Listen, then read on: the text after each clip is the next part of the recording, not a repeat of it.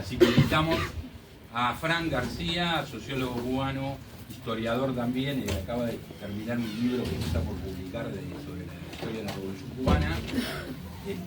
Y bueno, lo dejamos con Fran. No sé qué más. Bueno, Frank está entre otras cosas en la Argentina porque se está organizando un evento académico en octubre que junto con él y un historiador brasileño estamos coordinando. Es un evento internacional de Don Trotsky que se va a hacer en la Facultad de Sociales y en la Facultad de Económicas. Y bueno, en el marco de eso estamos haciendo esta charla. También aprovecho para también agradecer a Carolina Pérez que nos prestó el aula 7, que es esta aula que acá justamente la profesora que se nos está acercando. Bueno, y los dejo entonces con Frank, que siempre es interesante escucharlo. Bueno, buenas tardes. ¿Se me oye ahí atrás? Sí. Perfecto. Para mí esto es muy interesante, esta charla, porque por lo general tiendo a dar conferencias con organizaciones políticas, movimientos sociales, y por tanto hay un público bien homogéneo de determinados lineamientos políticos, y es como son más esperables las preguntas y reacciones. Al impartir una conferencia en un instituto con un público bastante heterogéneo políticamente, resulta, no quiero demeritar a las organizaciones anteriores que me han invitado, pero diría que un poquito más interesante. Y bueno, por lo general en el extranjero las charlas que se oyen sobre la Revolución Cubana tienden a ser una apología crítica de la Revolución Cubana, o una crítica desde la derecha total. Y en mi caso, aunque yo digo que no existe ser apartidario, no existe ser apolítico en un historiador. Los historiadores, aunque traten de hablar de algo completamente, supuestamente desideologizado, inevitablemente terminan tomando una postura política.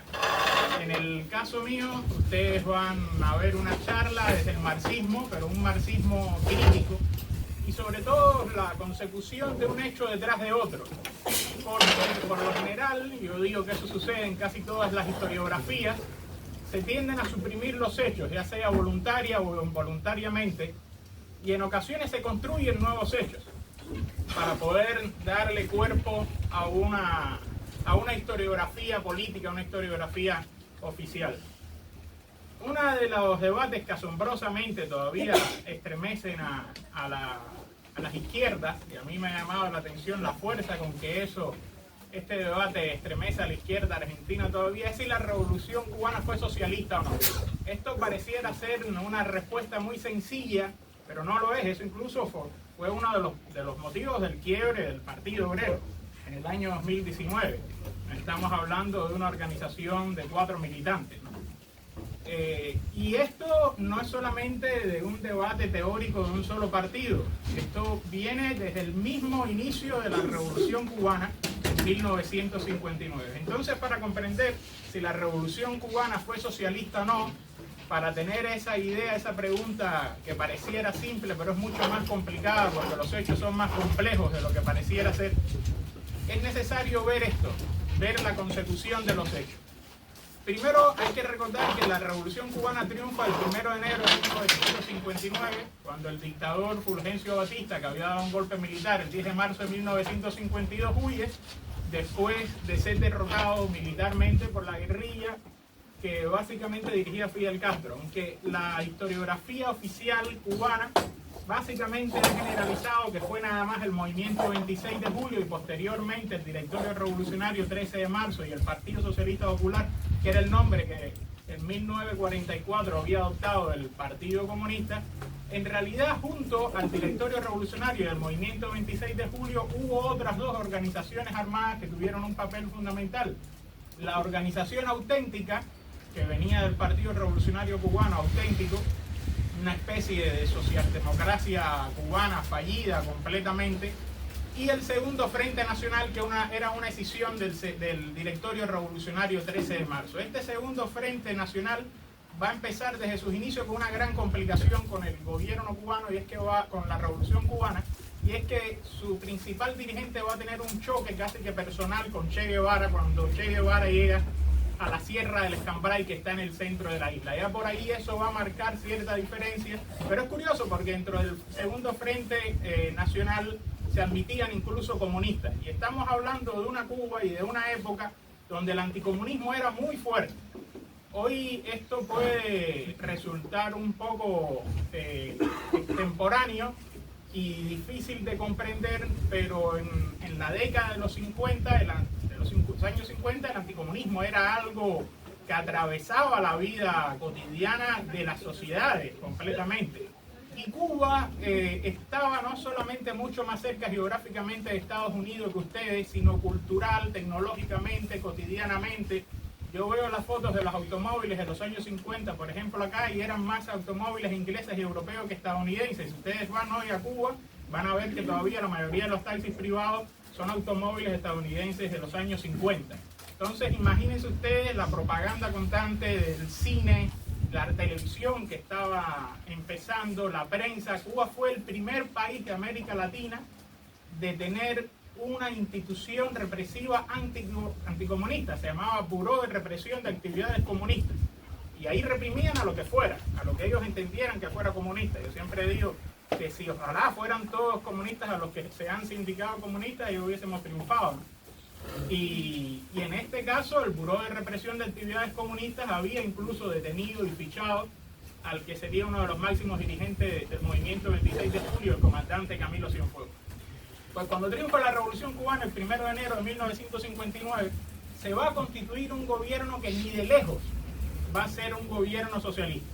Fidel Castro, haciendo una maniobra política muy inteligente, audaz, y que después hay que entenderla un poco más difícil, hay que ver que es una maniobra riesgosa, ya había designado en el año 58 a Manuel Urrutia Lleó como presidente de un eventual gobierno provisional. Manuel Urrutia Lleó era un abierto anticomunista. Y pocos días antes del triunfo revolucionario se designa a un primer ministro tan anticomunista que había sido el abogado defensor del policía que asesinó a un alto dirigente sindicalista cañero. Es decir, ahí tenemos ya un gobierno dirigido por un presidente y un primer ministro anticomunista. A eso súmensele que de los 10 y tantos ministros que había, 7 eran anticomunistas también, abiertamente anticomunistas. No había ningún comunista en el ministeriado, ningún comunista en el gobierno que se constituye el 1 de enero de 1959 en Santiago de Cuba y que va a constituirse en los hechos en el Palacio Presidencial el 5 de enero de 1959. Fidel Castro no tenía ni siquiera un cargo de viceministro. Fidel Castro era lo que Urrutia le dio en llamar el delegado del presidente para el ejército rebelde. Es decir, pongamos que un ministro de defensa, pero tampoco, porque existía el ministro de defensa. Sin embargo, Fidel Castro va a tener el abrumador apoyo, la mayoría total de la clase trabajadora cubana, de la pequeña burguesía y de la burguesía. Ese famoso trago que quizás ustedes conocen, que se llama Cuba Libre, es un saludo de la Coca-Cola a la revolución triunfante.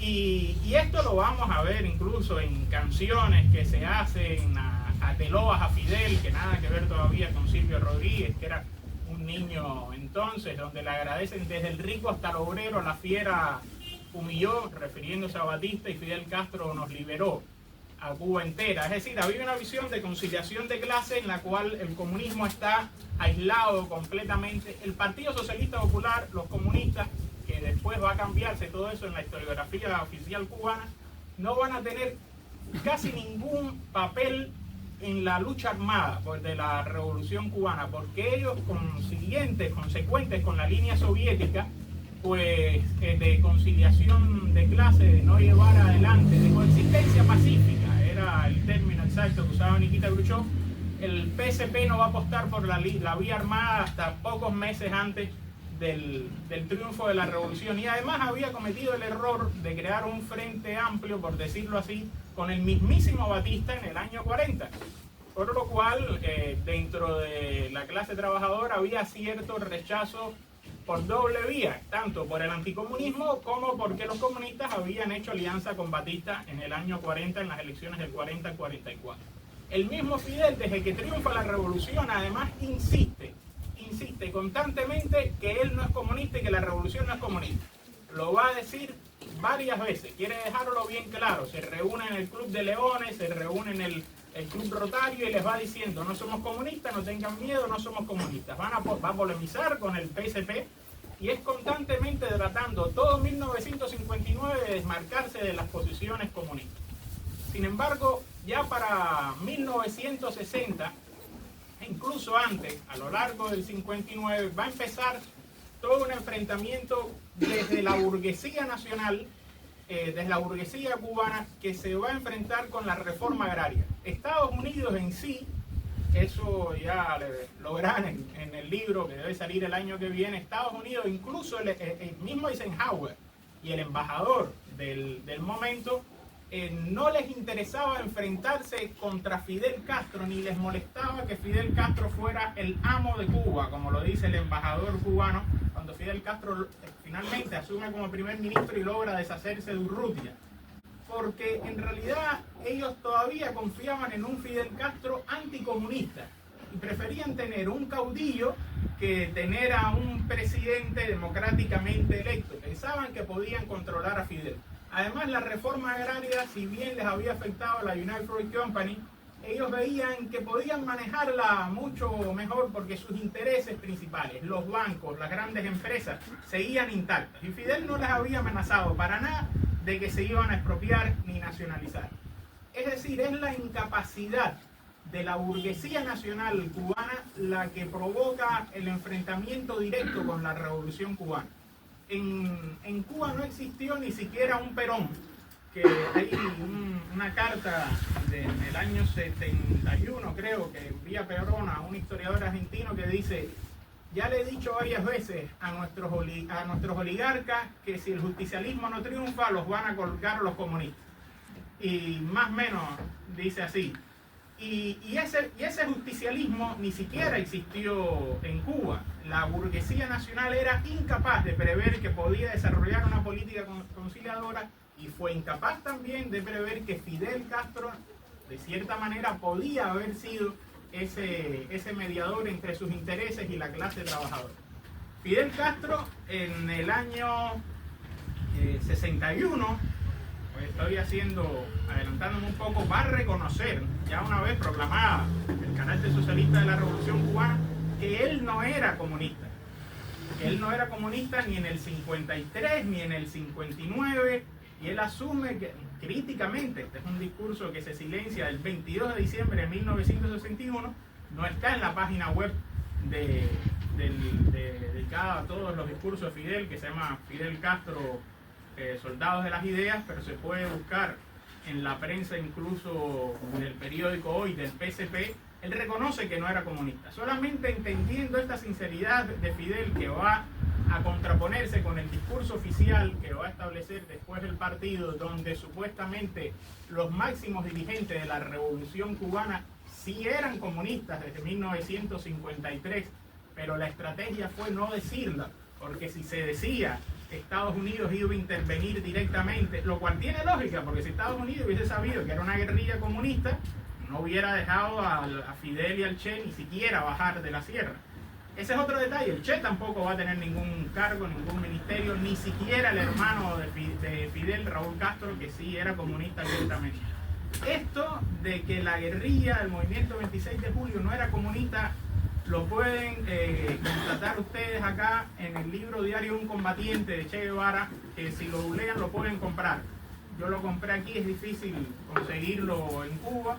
Y ahí hay desde el prólogo, Armando Harn, que fue el primer ministro de Educación con el primer gobierno revolucionario, va a reconocer que el Che los tildaba a ellos de pequeños burgueses y dice: el Che no comprendía que nosotros teníamos prejuicios contra las ideas del socialismo porque estábamos muy marcados por las políticas de Stalin, por la propaganda anticomunista. Ese diario, que aparentemente es inocuo, sin más allá, no solamente es la experiencia del Che como guerrillero, tomando una ciudad, combatiendo aquí, sino que se puede ver ya el inicio de las polémicas ideológicas que va a generar la Revolución Cubana. Desde agosto, y esa parte no la viste en el libro porque ese documento me cayó ahora, desde agosto del 59 está Raúl Castro, me llegó ahora, está Raúl Castro llamando a hacer una coalición del Movimiento 26 de Julio, del Partido Socialista Popular y el Directorio Revolucionario 13 de marzo. Ojo que entonces, como ven ahí, queda fuera la organización auténtica, el partido auténtico, y queda fuera también el segundo frente del Escambray. En ese momento los autenticistas tenían mucha fuerza y desde que triunfa la revolución son los primeros que le van a estar recordando a Fidel que hay que hacer elecciones. La mayoría de los partidos burgueses estaban ilegalizados porque habían apoyado a Batista o habían concurrido a las elecciones que fallidamente había convocado a Batista tanto en el 54 como en el 58. Y Fidel y el gobierno revolucionario aplicaron una lógica constitucionalista, nada de, por decirlo así, dictadura stalinista. Dijeron, bueno, si nosotros somos una revolución que lo que queremos es restaurar la constitución violada por el golpe de Estado, todos los que colaboraron con el gobierno de Batista actuaron contra la constitución que nosotros queremos restaurar, contra el orden legal vigente. Por tanto, esta gente quedan prohibidos por la constitución, que es la constitución en realidad vigente.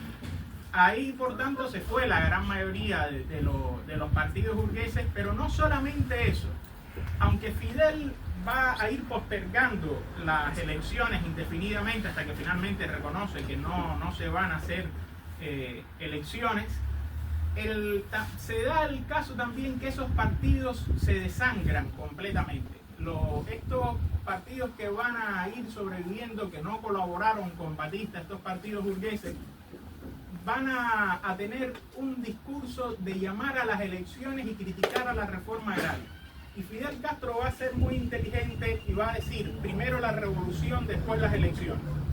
Entonces la clase trabajadora, que se encontraba antes de la revolución en una situación calamitosa completamente, va a decir, bueno, ¿quiénes están pidiendo las elecciones? Estos que estaban antes de la dictadura Batista, estábamos hecho un desastre, y Fidel está defendiendo la revolución, y bueno, ya tenemos la reforma agraria, están empezando a construirse escuelas, hospitales, estamos teniendo participación.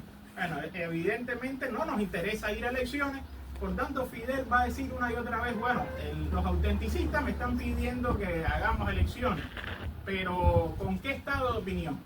Claro que esto es una maniobra política interesante que además se va a sustentar legalmente, porque el gobierno burgués del primer ministro anticomunista y el presidente anticomunista, Manuel Urrutia, y el primer ministro José Miró Cardona, ellos no dejaron contemplado en la constitución provisional que van a adoptar cuándo había que hacer las elecciones, de qué modo el mandato presidencial, ni siquiera que hacía falta tener un parlamento. Es decir, eso no lo deja contemplado el mismo gobierno burgués, no es Fidel Castro, el mismo gobierno provisional anticomunista lo va a dejar contemplado.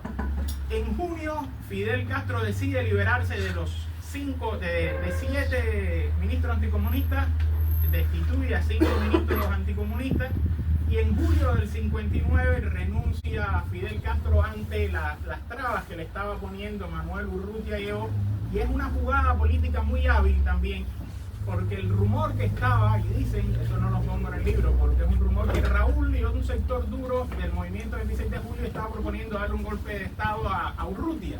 Y la movida política que hace Fidel es decir, yo renuncio y dejo yo o Urrutia. Y las masas salieron a la calle pidiendo la restitución de Urrutia. Un detalle muy interesante es que la dirección del 26 de julio se opuso a que hubiese una huelga general. La Central de Trabajadores de Cuba Revolucionaria estaba llamando a una huelga general para deponer a Urrutia, y sin embargo se opuso, porque era, fíjense, estamos todavía en julio del 59 y todavía la dirección del 26 de julio es una dirección anticomunista y quiere detener el impacto, la fuerza de las masas. El caso es que ya julio de 1959 Fidel es primer ministro, ya se había ido 5 ministros anticomunistas y en enero del 60 ya empieza todo a quebrarse. Ya el segundo frente del Escambray opta por la vía armada, los autenticistas también se van por la vía armada, y esto acelera aún más el control político del ala socialista de la Revolución Cubana, porque legalmente se están poniendo al margen de la Constitución, de la legalidad. Están atentando con las armas contra el Estado, contra la Constitución misma del Estado, la existencia misma del Estado. Es curioso, los otros días estaba leyendo una entrevista a uno de estos dirigentes contrarrevolucionarios, Manuel Ray, y cuando le preguntaban, él había sido ministro de Obras Públicas, que si él había recibido entrenamientos y órdenes de la CIA en los 60, le decía que no, que él nada más se reunía con el Departamento de Estado. Como si una cosa fuera la otra, ¿no? Y el periodista se lo pregunta una y otra vez, y usted no sabía que la CIA no, porque la CIA es la que seguro mató a Kennedy, y yo me reunía con Kennedy, no con la CIA. El caso es que todas estas organizaciones contrarrevolucionarias estaban financiadas por Estados Unidos. Y el proceso revolucionario cubano, más allá de que, como estamos viendo, ya desde el inicio no le pone énfasis a la construcción de la democracia socialista, estaba dándole una participación total a la clase trabajadora cubana. Yo quiero detallar qué cosa es la democracia socialista. La democracia socialista es cuando la clase trabajadora puede controlar las decisiones que toma la dirección del país, controlar y determinarlo. Ojo que estoy diciendo la clase trabajadora, no la burguesía. El sistema de democracia burguesa, que es el que impera casi a nivel mundial, aunque están las autocracias de Suazilandia, Arabia Saudita, etc., en general es un sistema donde aparentemente toda la sociedad puede definir, pero si ganara las elecciones un partido comunista que quisiera deponer al Estado burgués, ahí mismo la burguesía va a atentar contra ese gobierno, como ya lo vimos en el caso de Allende, y por tanto no podemos decir que la democracia burguesa en realidad es una democracia plena, porque si la burguesía acepta llevar a su extremo la democracia, termina atentando contra ella misma. En cambio, la democracia socialista sí es una democracia plena, porque cuando triunfa una revolución socialista y desaparece también la burguesía, nada más queda la clase trabajadora y es quien ejerce el poder sobre la burocracia dirigente. Esto van a ir viendo que se complica en el tema de la revolución cubana. Se va complicando porque el Fidel va a ir teniendo mucho poder político, va a estar cada vez más asesorado por la Unión Soviética y se va a dar paso a unas políticas de bienestar social muy grande, de empoderamiento muy grande, de transformación muy grande. Yo traje, pero no de crear órganos de control obrero, por usar un término quizá manido, por decirlo así. Hay veces que algunos trotskistas ortodoxos dicen que era necesario hacer soviets. Yo creo que hay veces que se quedan en determinados contextos y no logran entender que la democracia socialista se puede construir de otras maneras, ¿no? Yo quiero leer un fragmentico de este libro de Hannah Arendt que se llama La libertad de ser libres, y para que vean cómo la historiografía se construye y se manipula. Este libro en realidad se llamaba Revolución y Libertad, pero cuando fallece lo compila un estudiante de Hannah Arendt y le pone La libertad de ser libre. Formaba parte de otro libro que se llama Sobre la Revolución, que es genial. Y aquí Hannah Arendt describe perfectamente por qué falló la invasión de Bahía de Cochinos o Playa Girón. Bahía de Cochinos es como lo dice la historiografía estadounidense y Playa Girón la historiografía cubana, que es la invasión de mercenarios cubanos que financia Estados Unidos. Dice Hannah Arendt, aunque a menudo se echa la culpa del fracaso de la Bahía de Cochinos a información imprecisa y al mal funcionamiento de los servicios secretos, el fallo en realidad tiene unos motivos mucho más profundos. El fallo consistió en que no se supo entender lo que significa que el pueblo sumido en la pobreza de un país atrasado, en el que la corrupción ha alcanzado unos niveles de verdadera podredumbre, se vea liberado de repente no ya de la pobreza, sino de la oscuridad, y por lo tanto de la incapacidad de comprender su miseria.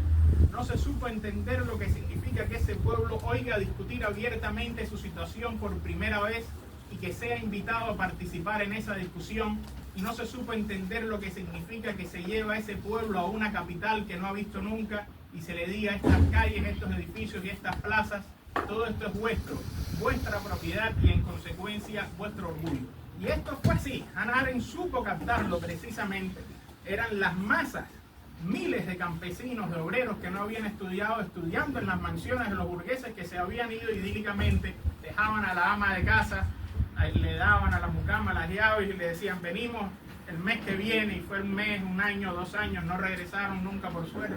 Y ahí se hicieron las escuelas, ahí se hicieron los policlínicos, y hay un video de Capusotto, de Bombita Rodríguez, que dice que el Sheraton Hotel lo van a hacer un hospital. Eso sucedió allá. Eso que parece un chiste. Ah, sí. Ah, bueno. Que va a ser el hospital de niños se hiciera con el Ah, bueno. El caso es que fue. Tú te encuentras todavía las policlínicas con unas mansiones grandes en La Habana, y que no eran más que las mansiones de la sacarocracia criolla. Pero en el año ya 61, que se constituye las Organizaciones Revolucionarias Integradas, que va a ser como una especie de frente amplio. Ya Fidel, en abril del 61, a raíz de la invasión de Bahía de Cochinos, de Playa Girón, como se quiera decir, a mí me gusta más Playa Girón, proclama el carácter socialista de la revolución. Ya hay un enfrentamiento total entre burguesía y clase trabajadora. Ya en noviembre del 60 quedan expropiados todos los medios de producción, quedan nacionalizadas todas las empresas estadounidenses, pero eso entre noviembre del 60 y abril del 61 no tenía ningún nombre socialista. Fidel ya no tenía ese término anticomunista, ya no continuaba diciendo no somos comunistas. Había empezado a usar el término imperialismo y antiimperialismo, que no lo usa hasta agosto del 60, esto no es casual, y sin embargo no hablaba de socialismo. Parecía ser aquello como una especie de revolución nacionalista, como se había dado, qué sé yo, en Ghana con Kwame Nkrumah en aquel momento. Incluso hay un discurso en que Fidel dice: antes de la revolución los obreros tenían que ser comunistas para que los defendieran el Partido Comunista de los burgueses. Ahora, como los obreros están con el Estado, como el Estado los defiende, los obreros tienen que ser estatistas. Fíjense que hay algo similar, incluso lo comparo con ustedes acá con el peronismo, como esta cuestión del Estado defendiendo a la clase trabajadora. No hace falta ser comunista, llegamos hasta acá, ¿no? De hecho, los sindicatos él dice que los sindicatos no hace falta como tal que se enfrenten, y Che Guevara, incluso ya en pleno proceso de construcción del socialismo, dice que los sindicatos son un obstáculo. Ojo, que eso lo va a decir el compañero Trotsky también en el año 20. El Trotsky estaba equivocado en eso. Ah, bueno. Él lo derrotó en ese punto y estaba equivocado. Trotsky lo admitió, por supuesto, después. El caso es que ese sindicato va a ser cooptado y controlado por el estalinista Partido Socialista Popular. Ya por ahí se viene deformando la cuestión con la misma SORI, las organizaciones revolucionarias integradas, que dejan por fuera completamente a los trotskistas cubanos, que eran un pequeño grupo pero combativo y que había sí tomado las armas y combatido en la Sierra Maestra dentro del ejército rebelde.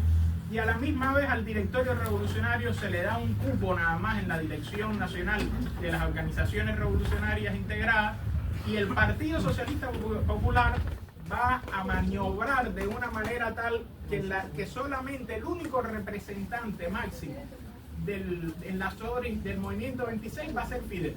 Va a copar todas las direcciones provinciales, todas las direcciones municipales. Esto lo va a dirigir un tal Aníbal Escalante y se va a conocer como el sectarismo. Fidel Castro destituye a Aníbal Escalante, y mientras se constituye la SORI, a la misma vez estaba tratando de construir un partido, el Partido Unido de la Revolución Socialista Cubana. Entonces nos encontramos con que hay dos procesos de organización de la revolución paralela. Primero este frente amplio, por decirlo así, de estas tres organizaciones, la SORI, y a la misma vez se está constituyendo el PULS. Aquí la historiografía oficial cubana va a ser una movida muy interesante, Y es que cuando ustedes googlean Fundación del PURS, Partido Unido de la Revolución Socialista, les va a encontrar que es en marzo del 62. Sin embargo, en marzo del 62 no existía todavía el PURS. Aparece esa fecha porque es cuando destituyen a Aníbal Escalante. Y en la historiografía oficial quieren poner que empezó todo lo nuevo con el PURS, empieza todo lo nuevo con Fidel, y que la SORI fue como algo muy efímero que estuvo mal hecho por culpa de Aníbal Escalante. Sin embargo, va a haber todo un año de existencia de la SORI. Esto es muy interesante, cómo una historiografía construye hasta una fecha que no existe. Ya no es ni siquiera el silenciamiento de un acontecimiento en sí, sino decir que un partido nació cuando no nació ese día, cuando ni siquiera había existido ese partido como tal. Lo googlean y lo van a ver, en Wikipedia está también.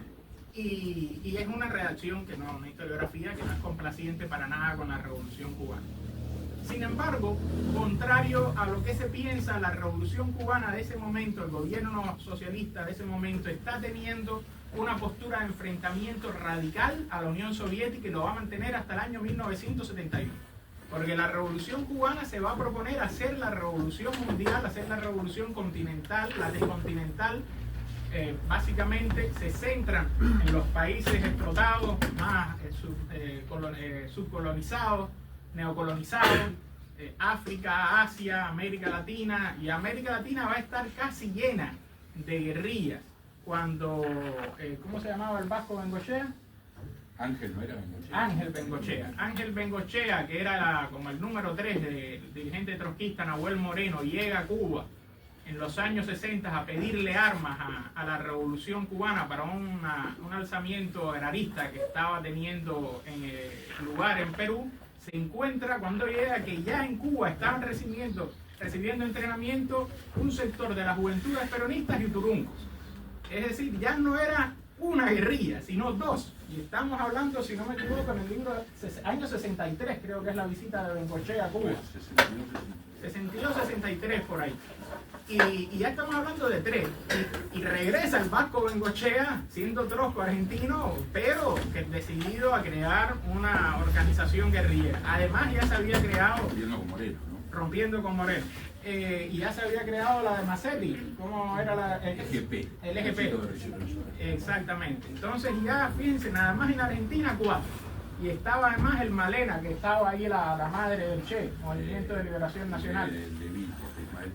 Aclará quién era Massetti, por ahí no. Bueno, Jorge Ricardo Massetti, periodista argentino, que estuvo en la Sierra Maestra, fundador de Prensa Latina. Es emocionante para un cubano ver en la estación de, creo que es el Río Negro, del subte en Río Negro, que dice Prensa Latina, Rodolfo Walsh.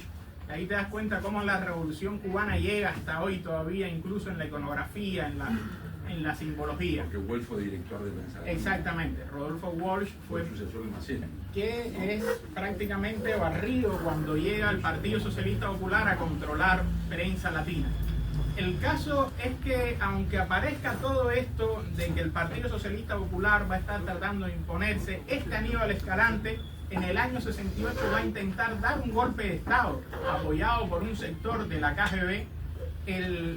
Cuba se está enfrentando constantemente a la Unión Soviética. Fidel llega a decir una frase muy linda que dice: el marxismo no es una propiedad privada que se inscriba en un registro. Y critica una y otra vez los manuales marxistas de la Unión Soviética, critica la coexistencia pacífica. A la Unión Soviética le duele políticamente esto, porque los hechos no era más allá de un debate teórico. Los PC se le estaban destruyendo. Los partidos comunistas, que habían sido obra de la Unión Soviética durante décadas, están drenando. Sus juventudes se están yendo para las guerrillas pro-cubanas. Y después, bueno, va a venir el cisma del año 65 con los maoístas también. Entonces van a irse también con los PCR. Y había que intentar ponerle coto a Cuba. Es imposible ponerle coto a China, hay que tratar de ponerle un bloqueo a Cuba. Se trata de hacer un bloqueo doble en el año 65, incluso por parte de la Unión Soviética. En el año 69, Fidel toma la decisión voluntarista errónea para mí fue hasta como una carnada que le puso la Unión Soviética, de hacer una zafra azucarera donde se produjeran 10 millones de toneladas de caña. Supuestamente la Unión Soviética le iba a comprar estas 10 millones de toneladas de azúcar que diga, y con eso iba a haber un gran salto económico hacia adelante. El caso es que eso no se pudo lograr, se llegó a 7 millones de toneladas de azúcar, y no solamente no se puede lograr, sino que queda destrozada la economía cubana, porque toda la clase trabajadora se abocó junto a la dirección del país, incluso Fidel cortando caña también, en la producción de las famosas 10 toneladas de azúcar. Y por tanto, cuando se llega al año 70, fue la zafra que se conoció como la zafra del 70, el país queda detenido. Silvio Rodríguez se había enrolado en un barco pesquero, el barco Playa Girón, y ahí es donde sale el disco de las flores, ¿no? Y el Playa Girón, y dice que cuando él llega a La Habana, después de estar casi un año fuera dándole la vuelta al mundo, llega poco después del fin de la zafra del 70 con una ciudad que parecía bombardeada. Y es que entra en una crisis total. Por tanto, en ese momento la Unión Soviética juega un papel muy habilidoso, muy maniobrero. Le dice a Cuba, bueno, si quieres entra a lo que se llamaba la Comunidad de Ayuda Mutua Económica, el CAME, Comecon por las siglas en inglés, que capaz que la conozcan por ahí, en el que funcionaba como una especie de, vamos a decirle, como una contrapartida de Unión Europea o algo así, donde la moneda oficial, para que vean la fuerza que tenía la Unión Soviética en el CAME, era el rublo, la moneda de la Unión Soviética, donde Erich Honecker, el entonces presidente de la República Democrática Alemana, tenía que pedirle permiso a Moscú para poder ir a otros países capitalistas. Esto visto desde hoy es impresionante, es impresionante. La doctrina Brezhnev, como se le va a llamar, que va a provocar la invasión a Checoslovaquia en el año 68, ya Nikita había invadido Hungría en el año 56, le amenazan a Polonia también con invadir en los 80, y Cuba no le queda de otra en realidad que ingresar al CAME. Era eso o perecer. La revolución no era que se había postergado, como dicen algunas ortodoxias marxistas. La revolución a nivel continental se estaba tratando de hacer, en África se estaba intentando hacer, pero no triunfa. ¿Y qué hacer en ese momento, no? ¿Qué hacer si estás bloqueado, si no tienes relaciones con ningún otro país porque la rompen contigo? Estados Unidos te está persiguiendo de verdad, te están bombardeando, te están hostigando, y esta potencia te dice, bueno, entra acá. En los hechos, entre el año 75 y el año 89, y recuerdo la parte final de esa época, Cuba fue en esos 15 años cuando cuando desaparece casi el mercado negro. Fueron los mejores momentos de Cuba, un altísimo nivel de vida, que en realidad era una gran ficción, porque era la Unión Soviética que nos mantenía como una vitrina para el mundo occidental, por decirlo así, para el imperialismo. Era todo a la misma vez muy austero, nada que ver con el consumismo, la misma ropa para todo el mundo, pero al mismo tiempo tenías garantizada ropa mensualmente, juguetes mensualmente, consumos de cárnicos, lácteos, proteínas, a niveles que nunca se volvieron a ver, y se cometió el error, al mismo tiempo que Fidel Castro después lo reconocería, de no desarrollar la industria, no desarrollar la soberanía alimentaria. Para que vean el nivel de dependencia que tenía Cuba económicamente con la Unión Soviética, el 66% del mercado exterior de Cuba era con la Unión Soviética y el 77% con el CAME. Entonces, cuando la Unión Soviética desaparece en el año 91 y el campo socialista en su casi totalidad en el año 89, campo socialista, estoy diciendo los países de la Europa del Este que decían ser socialistas pero que no formaban parte de la Unión Soviética, Cuba va a perder el 77% del mercado exterior. Se va a perder el 85% de sus socios comerciales. Y a la misma vez es una economía que no se autoabastece. Desastre. Bueno, fue un desastre total. Esa parte yo la viví, eran unos cortes de electricidad que a veces duraban casi 24 horas. Ahí empieza el periodo especial, lo que se llamó el periodo especial, la crisis de los 90. Yo recuerdo siendo muy niño que Fidel comparaba que ahora íbamos a tener que resistir como los guerrilleros del Sáhara Occidental. Entonces imagínense, un desierto totalmente era lo que nos estaban proponiendo. Sin embargo, había una confianza en el líder, una fe más bien. Claro que la caída de la Unión Soviética fue un golpe demoledor, no solamente para las izquierdas internacionales, tanto para los trotskistas como para maoístas, como para estalinistas. Fue un golpe muy fuerte también para Cuba en el sentido ideológico, porque miles de estudiantes, de obreros, de ingenieros, de militares habían estudiado en la Unión Soviética y lo que veían en realidad era una sociedad próspera. Era una sociedad próspera, totalmente totalitaria, autoritaria, pero a nadie se le ocurría que en realidad la Unión Soviética iba a caer. Trotsky había hecho la predicción en el año 36. Y bueno, habían pasado 50 años y aquello no se caía. Entonces, ¿por qué se iba a caer? Sí, tenía problemas, pero... Y la caída de la Unión Soviética fue inesperada completamente. Fidel la prevé el 26 de julio del año 89. Y la Unión Soviética desaparece oficialmente el 25 de diciembre del año 91. Pero se darán cuenta que en 2 años no da tiempo a hacer lo que se debió haber hecho durante 15 años. Digamos, el Che en el 65 también prevé que dice la Unión Soviética está yendo al capitalismo. Sí, esa es una polémica que tenemos. No prevé la caída, pero sí, él dice que la Unión, y ahí en esa carta a la que sé que estás haciendo mención, alerta a Fidel que hay que industrializar el país, que tenemos que zafar de la dependencia del azúcar, que tenemos que zafar de la dependencia política del PSP, porque aparentemente el PSP era el que sabía construir el marxismo-leninismo, y esto va a ser un golpe ideológico muy grande, porque se veía aquellos profesores que estaban gritando hasta el año 91, viva la amistad indestructible entre los pueblos de Cuba y la Unión Soviética, incluso en el año 89, Gorbachov visita La Habana, nos llevaron a todos los estudiantes que teníamos desde 5, 6 hasta 15 años a recibirlos por las avenidas con la bandera cubana y soviética de papel y los grandes carteles de Gorbachov. Todavía se tenía la esperanza. Fidel sí se percata, por ahí si googlean las fotos van a ver que hay el rostro de Fidel es un poema, mirando a Gorbachov con un asombro, entre asombro y desprecio, y llega a decir incluso: no podemos coincidir en todo, pero les deseamos éxitos en la perestroika. Él después va a decir en una entrevista que él le deseaba sinceramente éxitos en la perestroika, porque lo que menos quería era que se cayera la Unión Soviética. Y aunque Gorbachov después oportunistamente ha dicho que todo lo que hizo en su vida fue para destruir el comunismo, tú te das cuenta que no, que era mentira, que en realidad ese hombre lo que estaba llevando adelante era una reforma que debido a la estructura monolítica de la Unión Soviética no podían llevarse adelante, más que dentro de la burocracia soviética había un ala ya completamente liberal, más descompuesta aún, encabezada principalmente por Boris Yeltsin. Entonces tenemos, como ven, un problema de fondo, y es la ausencia de democracia socialista.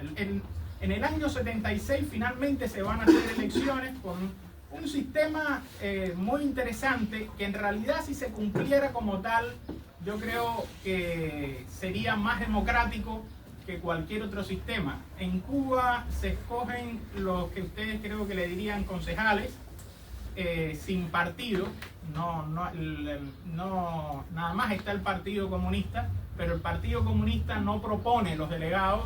Nosotros decimos delegados de circunscripción.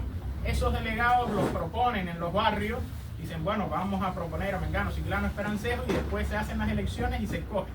El tema es que esos delegados en realidad son designados principalmente por la lealtad al partido. Si alguien propone, a nadie se le ocurre proponer a alguien contrarrevolucionario, por decirlo así, o por alguna que otra oposición de izquierda que se ha ido conformando después, habría que ver qué pasa. Y después para ir al Parlamento, que ya esto se constituyó en el año 94, se escoge a partir de determinadas organizaciones que supuestamente serían de la sociedad civil, los sindicatos, la Unión de Escritores y Artistas de Cuba, pero es algo que se hace sin consulta directamente con la sociedad. Es decir, estas instituciones presentan unas propuestas a diputados a nivel nacional y ahí es en lo que se elige. La cuestión es que de 420 diputados hay 420 candidatos para el Parlamento. Es decir, ya cuando esa institución te dice que este es mi candidato, ya va de una para allá.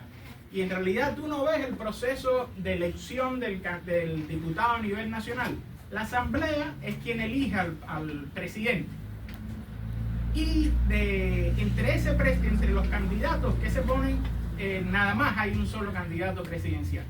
Es decir, la comisión electoral recibe supuestamente, cuando se hacen las elecciones presidenciales de cada 4 años, me quedan 20 minutos. Ya estoy. No tenías que. 20 minutos para que quede media hora de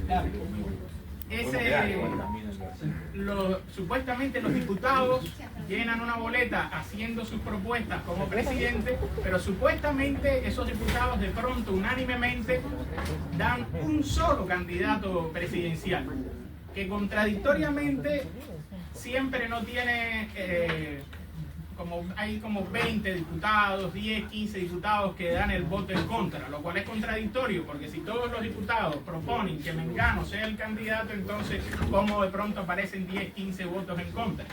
Es decir, ya se llega a un punto de sinsentido incluso, porque ya no es ni siquiera que el mismo partido proponga sus candidatos, sino que es un solo candidato, un solo candidato. Fidel en realidad, en el año 76, cuando hace la nueva constitución, va a fusionar el cargo de primer ministro con el de presidente y van a ser el del presidente del Consejo de Estado y de Ministros. Que de cierta manera eso existe en muchos países. Aquí mismo es una república presidencialista o semipresidencialista. Yo creo que es presidencialista, ¿no? Sí, porque el jefe de gabinete lo nombra el presidente. Exacto. Normalmente una república parlamentaria o semiparlamentaria, el primer ministro, que era como sucedía en Cuba antes de la Constitución del 76, es quien es el que tiene más fuerza, el jefe de gobierno, por decirlo así.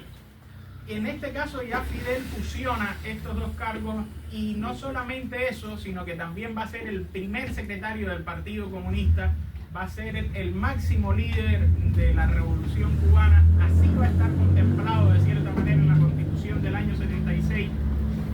Un detalle fundamental, y es que la mayoría de los procesos nacionalistas en América Latina terminaban interruptos por golpes de Estado, como sucedió en el caso de aquí, con Perón, con Guatemala, con Bolivia, y la Revolución Cubana en buena medida se logra consagrar porque el ejército que va a crear Fidel Castro es el ejército rebelde, es un ejército político, y él es el líder de ese ejército también, y a la misma vez no es el dictador de Rumanía, Nicolae Ceausescu, sin ningún apoyo. Va a tener un apoyo abrumador. Y esto es lo que nosotros, lo que se puede ver el contraste con el actual gobierno cubano. Después de la salida de Fidel del gobierno, llega Raúl Castro en el 2006, y después de una serie de procesos de reacomodo, Raúl va a ir torciendo hacia el modelo chino. Va a romper con el modelo, digamos, de nacionalista, por decirlo así, de izquierda, socialista, de Fidel Castro, caracterizados por grandes subvenciones. El salario cubano es el desplome de la Unión Soviética, según datos oficiales, ahí lo pueden buscar, Oficina Nacional de Estadísticas e Información, están los salarios promediados entre 20 y 30 dólares mensuales. Esto en los mismos estudios también se da que no cubría las necesidades proteicas del mes. Sin embargo, había muchos instrumentos, muchas herramientas que ponía el Estado para subvencionar las necesidades de la clase trabajadora, ventas de productos alimenticios por subvenciones, donaciones, la electricidad y el agua muy barata, el control del Estado sobre los precios, sobre todo haciéndole la prácticamente ausencia del sector privado. Y esto es algo que Raúl va a ir desmontando poco a poco. Desde que llega, insiste desde el año 2008, aunque llega en el 2006. En el 2008 es cuando asume oficialmente como presidente. En el 2009 se consolida en el poder. Empieza a explicar una y otra vez que no se pueden seguir teniendo subvenciones, que el Estado no puede más, que hay que recortar las subvenciones y gratuidades innecesarias, como decía Raúl. Y curiosamente las mayorías lo apoyaban. A mí me asombraba porque no se daban cuenta que si podíamos llegar a fin de mes con el salario que teníamos era porque estaban todas estas herramientas que nos amparaban. Luis le gusta siempre hablar del salario diferencial. Y salario diferido. Diferido. Esto era lo que sustentaba en realidad y lo que provocaba que no cayéramos, que no cayéramos en crisis total. Y esto es lo que estamos viendo hoy en Cuba. Estamos en una crisis muy fuerte y el periodista español residente en Francia, Ignacio Ramonet, le hacía no mucho una entrevista a Díaz-Canel, el actual presidente cubano, y le preguntaba por qué él veía una crisis tan grande en Cuba. Y bueno, Díaz-Canel daba una serie de respuestas a las cuales me voy a referir, que en cierta medida tiene razón, pero obviaba esta parte, que se había retirado todo esto. Es un desmonte muy grande y te encuentras mucha gente diciendo hoy en Cuba que estamos igual que en el periodo especial, cosa que no es así. En el periodo especial los almacenes estaban vacíos, pero cualquiera de ustedes, si va hoy a La Habana, va a ver que en las avenidas hay una serie de pequeñas tiendas, que es lo que hoy se llaman las MIPYMES, le dicen allá, micro, pequeñas y medianas empresas, que son las que han empezado a controlar el comercio exterior.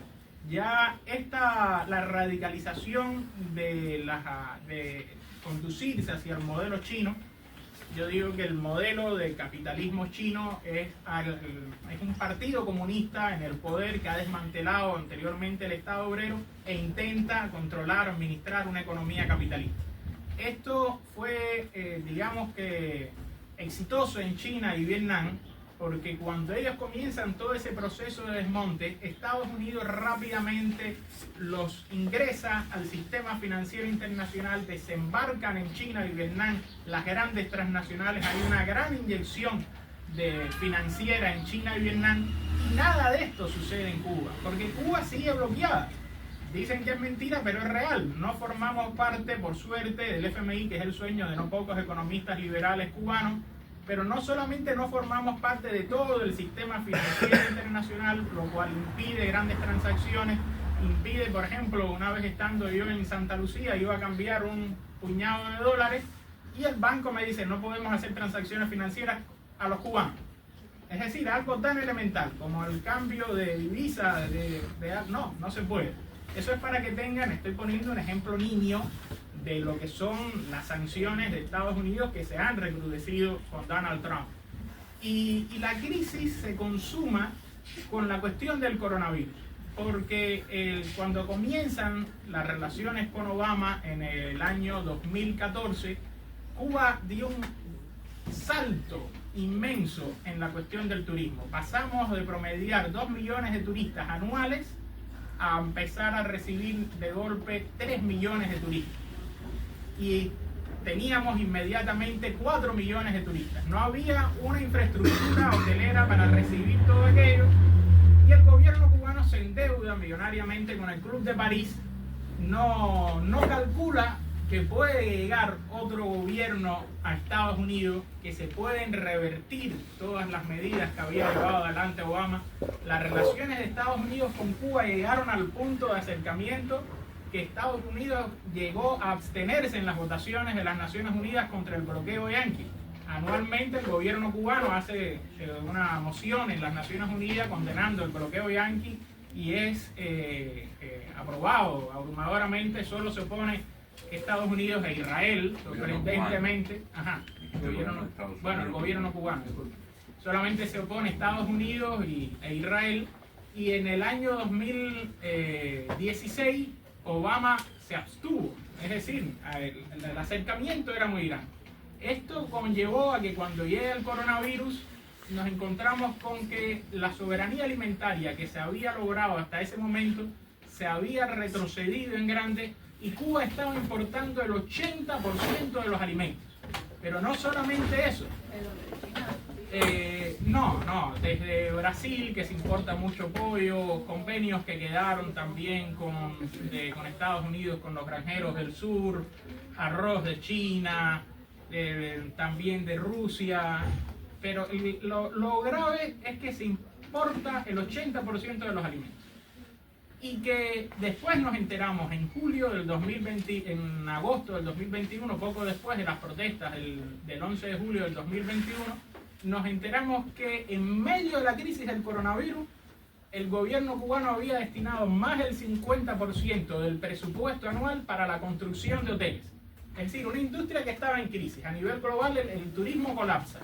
Y el gobierno cubano mete más del 50% del presupuesto a continuar en la construcción de hoteles, no apuesta por la soberanía alimentaria y ahora, para tratar de paliar la crisis, lo que ha dinamitado el monopolio del comercio exterior y ha permitido que esta nueva burguesía salga al extranjero, compre productos y sea quien controle el comercio, la venta de alimentos en el comercio interior. Los otros días vinieron acá y compraron, ustedes le dicen porotos, nosotros frijoles negros, 10.000 toneladas eran, ¿no?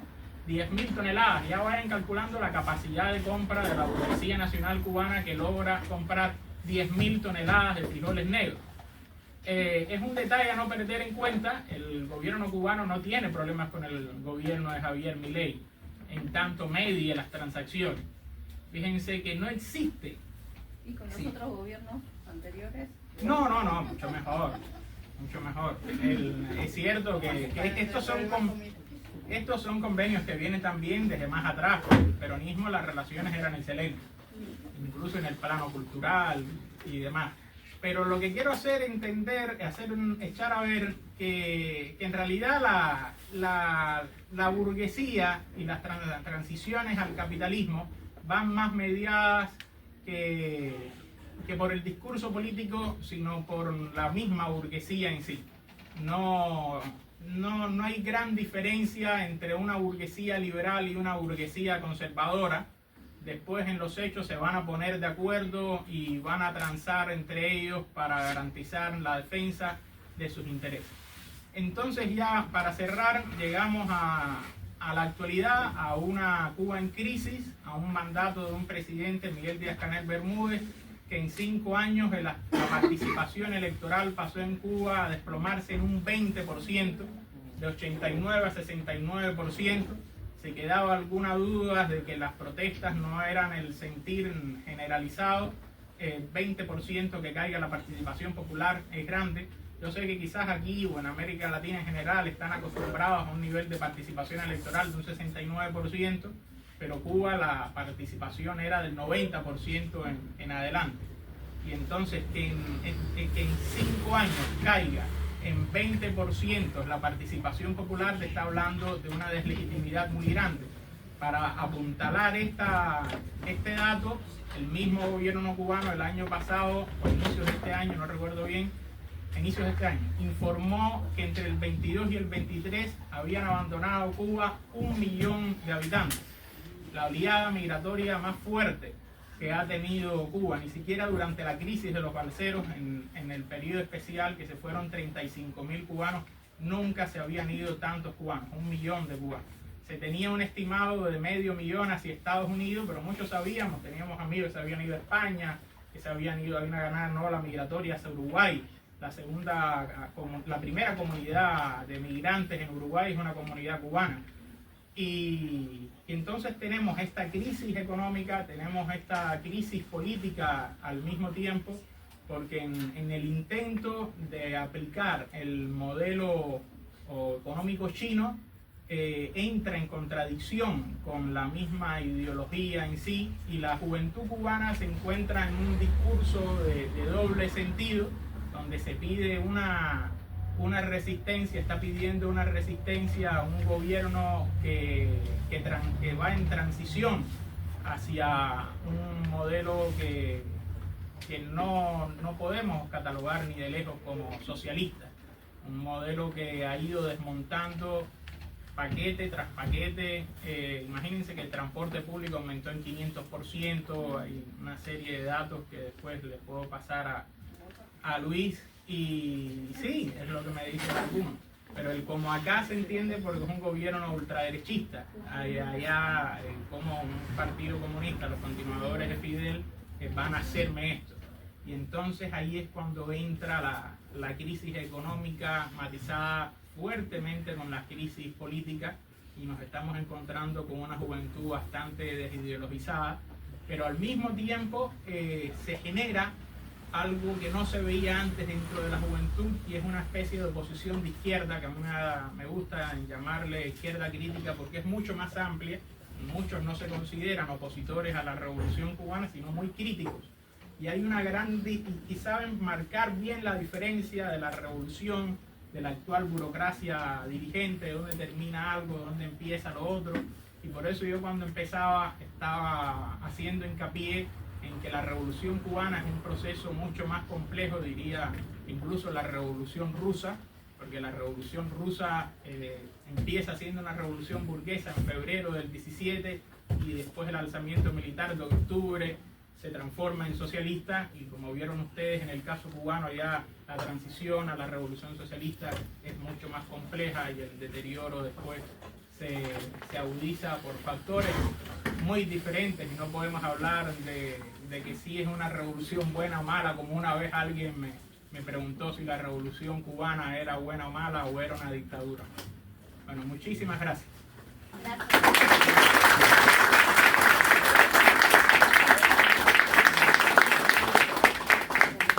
Llegó Guille cuando ya había empezado a ir a... Debería estar acá Guille, no yo. Sí, pero bueno, tuvimos un acontecimiento